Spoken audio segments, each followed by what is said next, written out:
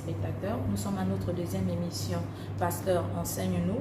Pour répondre à nos interrogations, nous allons rejoindre le pasteur Guy-Roger Moussavo Madinga sous la conduite du Saint-Esprit. À tout de suite. Bonjour pasteur, bienvenue à notre émission Pasteur, enseigne-nous. Heureux de vous revoir encore.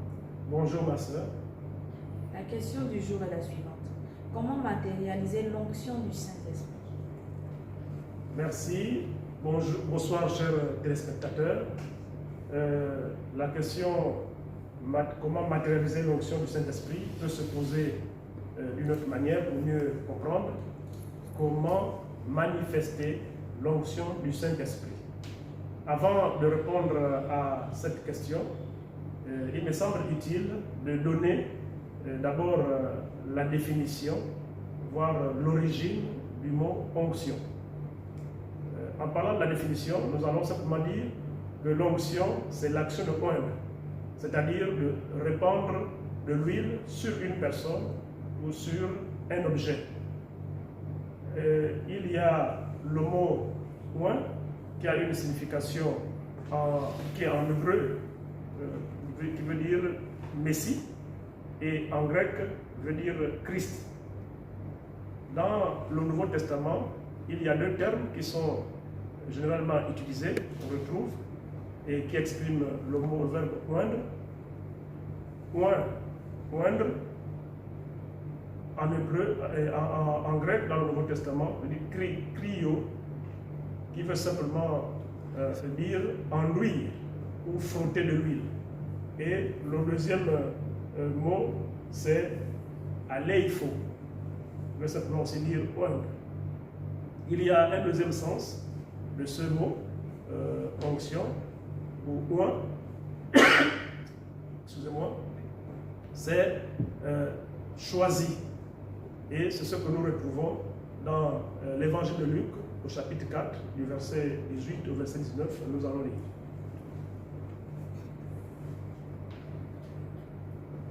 Luc, chapitre 4, verset 18 et verset 19. L'Esprit du Seigneur est sur moi, parce qu'il m'a oint pour annoncer une bonne nouvelle aux pauvres. Il m'a envoyé pour guérir ceux qui ont le cœur brisé, pour proclamer aux captifs la délivrance et aux aveugles le recouvrement de la vue, pour renvoyer libres les opprimés, pour publier une année de grâce du Seigneur. Nous voyons donc ici Jésus-Christ qui a été oint. Il a été oint, donc il a été choisi pour annoncer la bonne nouvelle aux pauvres et pour libérer les captifs. L'origine de ce mot oint, nous allons le prendre dans l'Antiquité. C'était un mot qui était courant chez les Hébreux, une pratique qui était courante chez les Hébreux, le rite de l'onction, avant même la loi de Moïse. L'origine est tirée du culte ancien du feu, de l'ancien culte du feu. Pendant ce culte, il fallait entretenir la flamme par de l'huile. Donc on versait de l'huile dans le feu pour entretenir la flamme. Et dans les recherches que nous avons entreprises, il nous semble que c'est cela qui a donné aux Hébreux de considérer que l'huile avait une nature divine et qu'on pouvait la communiquer aux personnes, aux objets. Et les premiers qui ont utilisé de l'huile sont les bergers. Pourquoi les bergers? Les bergers hébreux avaient donc dans leur troupeau parfois des sous-dépôts, des insectes qui s'installaient sur la laine des brebis et donc qui progressaient vers la tête et parfois entraient dans les oreilles des bêtes pour les tuer. Alors, les bergers donc versaient de l'huile sur la tête de brebis pour rendre la laine glissante, et donc les insectes glissaient et donc étaient empêchés de rentrer dans, bien entendu, les oreilles et tuer l'animal. C'est à partir de là que l'huile est devenue une bénédiction, l'huile est devenue une protection, l'huile est devenue une certaine richesse chez les Hébreux. Alors, il y a également, en parlant de l'origine, à partir du moment où l'huile a été considérée comme une certaine richesse, peu à peu, il fallait donc, bien entendu, utiliser cette huile. Et nous savons que dans l'Ancien Testament, Moïse également avait reçu une instruction du Seigneur pour fabriquer cette huile, l'onction, à partir de certaines plantes, les aromates, la myrrhe et d'autres, et une huile particulière qu'il fallait oindre un certain nombre de personnes pour accomplir une certaine tâche. Et il y avait des prophètes, il y avait des rois, et il y avait des sacrificateurs. Il fallait parfois oindre les ustensiles. Et cette huile ne devait pas être utilisée pour les besoins personnels. Et c'était donc cette pratique qui a fait en sorte qui a amené les théologiens à comprendre que l'huile était simplement une image du Saint-Esprit. L'huile est une image du Saint-Esprit. Et donc, à partir de l'onction, à partir de ce moment, l'onction est devenue, comme je le disais, cette bénédiction, donc le Saint-Esprit, puisque c'est de cela qu'il est question. Le Saint-Esprit est donc une bénédiction. Et lorsque nous regardons maintenant dans le Nouveau Testament, nous savons que Christ nous a laissé le Saint-Esprit. Tous les chrétiens sont donc loin, et on peut bien entendu le regarder. Nous pouvons aller regarder, aller lire dans l'Évangile de Jean.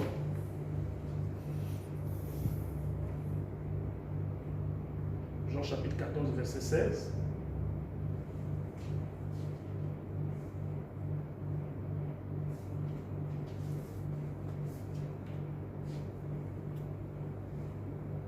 Jean chapitre 14, verset 16. Et moi j'ai prié le Père, et il vous donnera un autre consolateur afin qu'il demeure éternellement avec vous. Donc, pour que le Saint-Esprit demeure éternellement avec nous, c'est ce que le Seigneur Jésus nous a légué, nous a laissé, le Saint-Esprit. Et nous avons vu, bien entendu, le Saint-Esprit agir à nous. Quand nous lisons dans 1 Jean, au chapitre 2, le verset 20, nous voyons la concrétisation de ce que nous venons de dire. Il dit, pour vous, vous avez reçu l'onction de la part de celui qui est saint, et vous avez tous de la connaissance. Voilà donc ce qui nous est dit. Et au verset 27, du même chapitre, 1 Jean 2, il nous a dit, pour vous, l'onction que vous avez reçue de lui demeure en vous, et vous n'avez pas besoin qu'on vous enseigne. Mais comme son onction vous enseigne toutes choses, et qu'elle est véritable, et qu'elle n'est point en un mensonge, demeurez en lui selon les enseignements qu'elle vous a donnés. Là, nous voyons que l'onction est assimilée à l'action du Saint-Esprit dans la vie d'une personne. C'est ça l'onction. C'est donc, pour résumer cette définition, l'onction, c'est la puissance, une puissance spéciale qui est donnée à une personne, à un enfant de Dieu, pour accomplir un dessein particulier. Et pour revenir maintenant à la question proprement dite, comment l'onction doit être manifestée, comment l'onction peut se manifester, nous allons simplement dire que il n'y a pas, on va dire, il n'y a pas une recette miracle, il n'y a pas une méthode standard, il n'y a pas une recette particulière.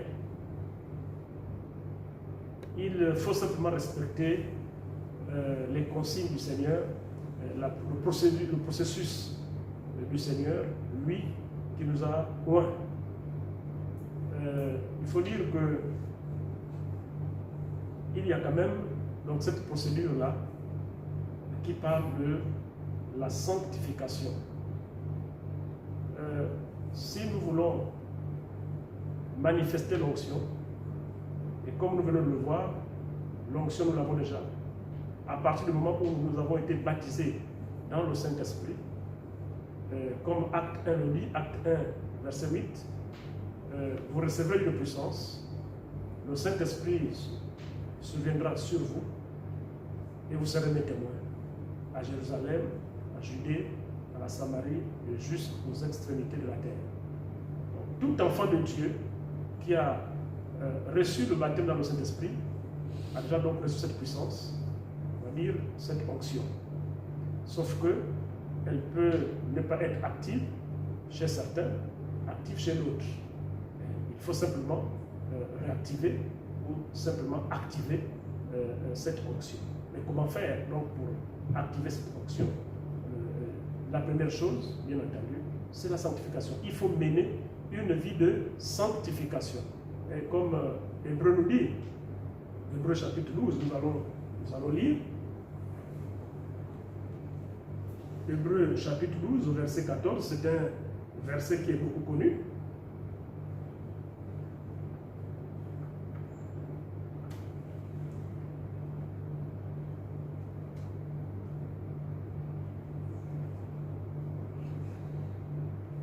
Il dit dans Hébreu,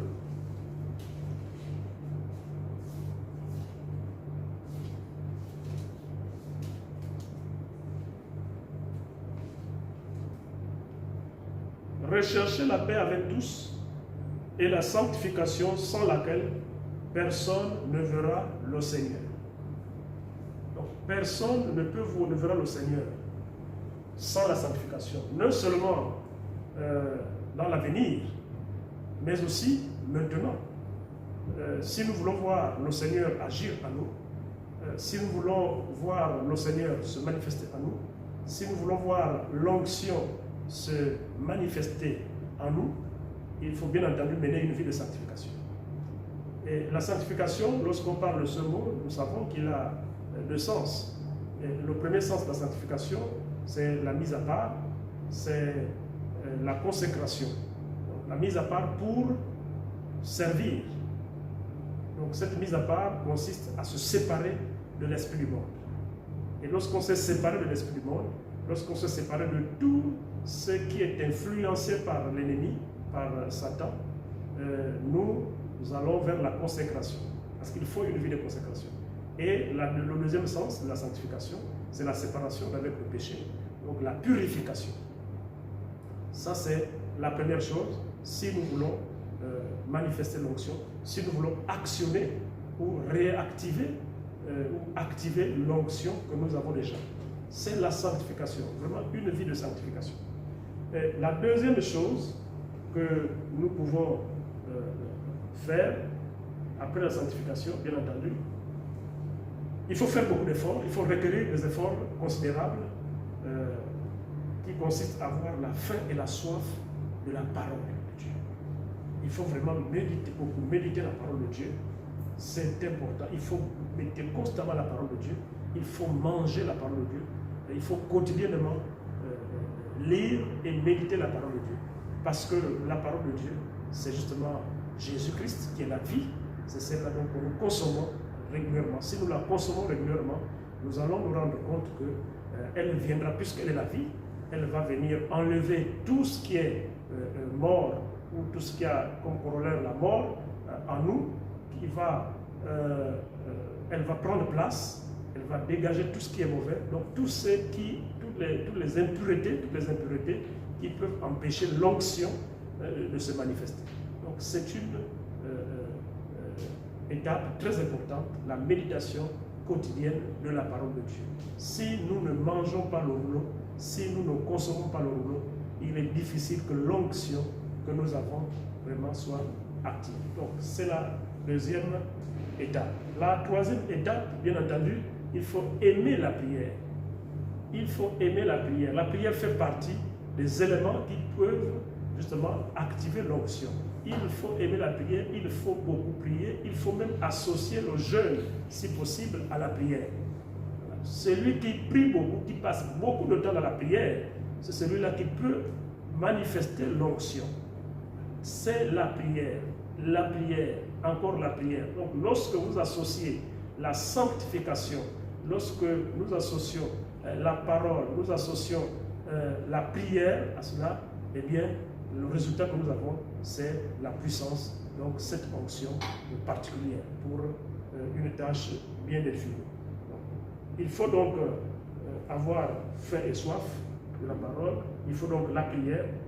Et la quatrième chose, le quatrième élément qu'on peut avoir, c'est la consécration, je l'avais déjà dit, dans la sanctification. Il faut vraiment se consacrer. Il faut être consacré à l'œuvre de Dieu. Donc, être consacré à l'œuvre de Dieu, c'est avoir une envie forte, une envie folle de servir le Seigneur, de désirer que servir le Seigneur et rien d'autre. Donc, ne faire que ce que Dieu veut. C'est ça, vraiment, la consécration. Donc, l'onction vient à partir de là. L'onction ne vient pas lorsqu'on est négligent dans les choses de Dieu. L'onction ne vient pas lorsqu'on est paresseux dans les choses de Dieu. L'onction vient lorsqu'on se donne dans les choses de Dieu. Lorsqu'on veut vraiment réaliser, bien faire les choses de Dieu. Lorsqu'on est vraiment attaché aux choses de Dieu. C'est là que l'onction vient. Parce qu'elle est déjà en nous, comme nous l'avons dit. C'est là que l'onction vient. Donc, c'est un élément important, c'est la consécration. Il faut que le Saint-Esprit voit que vous êtes consacré. C'est à partir de ce moment qu'il se manifeste. Et le dernier point, on va dire le cinquième point que nous pouvons dégager, c'est, on va dire, qu'il faut manifester. L'onction doit manifester. L'onction est le fruit de la grâce de Dieu. Voilà, dans la vie de croyant, il faut le savoir. Il y a aussi la grâce de Dieu. Il y a vraiment la grâce de Dieu. Il y en a qui font parfois des efforts de prière, des efforts de méditation de la parole. Et malheureusement, parfois, l'onction tarde à venir. Même si ce sont des éléments qui, à coup sûr, amènent l'onction, mais il arrive que parfois, certains le pratiquent, mais cela est retardé. Il faut parfois aussi la grâce de Dieu, et aussi, ça dépend de l'appel que nous avons reçu du Seigneur. Parce que Dieu tient compte de tout cela, l'appel. Mais il faut aussi, il ne faut pas oublier qu'il faut, bien aimé, rester constamment en présence de ceux qui ont l'onction. Parce que l'onction aussi se communique. Il faut de temps en temps prier avec ceux qui ont l'onction. Il faut de temps en temps marcher avec ceux qui ont l'onction. Il faut de temps en temps échanger avec ceux qui ont l'onction. C'est un élément très important à ne pas négliger, parce que justement, à force d'être avec ceux qui ont l'onction, bien, vous finirez par recevoir l'onction, surtout si vous avez faim et soif, si vous désirez vraiment en avoir, l'onction se communique. Donc, voilà un peu, bien aimé, 5 choses, 5 éléments importants. Il y en a bien d'autres, comme je disais au départ, il n'y a pas une méthode particulière, une méthode standard. Il y a certainement bien d'autres, chacun avec son expérience, mais il y a ces 5 principaux éléments qui font en sorte que l'onction se dégage, que l'onction se manifeste dans le croyant. Maintenant, si l'onction se manifeste, bien entendu, beaucoup ont manifesté l'onction pendant un temps, mais qui ont éteint cette onction. Alors, comment faire? pour que cette onction soit conservée, parce qu'il faut conserver l'onction, il faut préserver l'onction pendant longtemps. Il y a une seule chose à faire, une chose importante, c'est de travailler dans la mission de Dieu. Parce que l'onction nous est donnée pour servir Dieu. L'onction nous est donnée pour être dans le champ de Dieu. L'onction nous est donnée pour être dans le champ du Seigneur. Alors, donc si nous ne sommes pas dans le champ du Seigneur, l'onction s'éteint. Donc pour préserver, pour conserver l'onction pendant longtemps, il faut être constamment sur le terrain. Lorsqu'on parle du chant, ce n'est pas dans l'église, ce n'est pas dans le temple. Lorsqu'on parle de la mission, c'est aller, comme Matthieu chapitre 28, le verset 19, à partir du verset 19, nous dit, donc la grande commission dont on parle, il faut être sur le terrain. Et c'est là que l'onction va continuer à se manifester, parce qu'il faut l'entretenir et il faut qu'elle se conserve. Mais elle se conserve par nos services, elle se conserve par notre travail, et qu'elle travaille la mission du Seigneur, la mission d'Aïe, comme disent les théologiens. Donc, voilà l'élément qu'il faut pour conserver l'onction, pour conserver l'onction. Et si nous respectons ces éléments, si nous pratiquons ces éléments, nous allons voir que nous avons vivre l'onction aussi longtemps possible. Donc voilà, chers téléspectateurs, voilà, sœurs, ce que je peux répondre à votre question.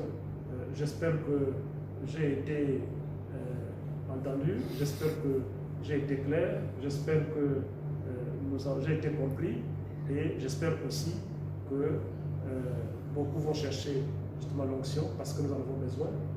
Si on allait à regarder ce qu'il faut pour pouvoir avoir l'onction, qu'est-ce que nous voulons, pourquoi l'onction sert à quoi? Si nous allons à cela, nous verrons que l'onction sert à beaucoup de choses. La première chose que nous avons vue, quand nous avons lu Luc chapitre 4, verset 18 à 19, c'est prêcher la bonne nouvelle. Donc il y a l'onction dans l'évangile, dans la prédication, et il y a l'onction dans la délivrance, il y a l'onction dans la prière, il y a l'onction dans la louange, il y a l'onction, bien entendu, dans le service. Il y a l'onction dans le service du Seigneur. Donc l'onction est importante si nous voulons convertir beaucoup d'âmes, si nous voulons convertir beaucoup au Seigneur, il faut vraiment l'onction. Et nous devons rechercher l'onction. Sans onction, nous ne pouvons rien. C'est pour cela que le Seigneur nous l'a accordé. Et nous devons donc simplement l'activer. Elle est déjà en nous. Il faut que nous l'activons. Il faut que nous travaillions pour qu'elle se manifeste. Donc, merci encore une fois pour cette question. Et merci également pour votre invitation. Nous disons tous Amen.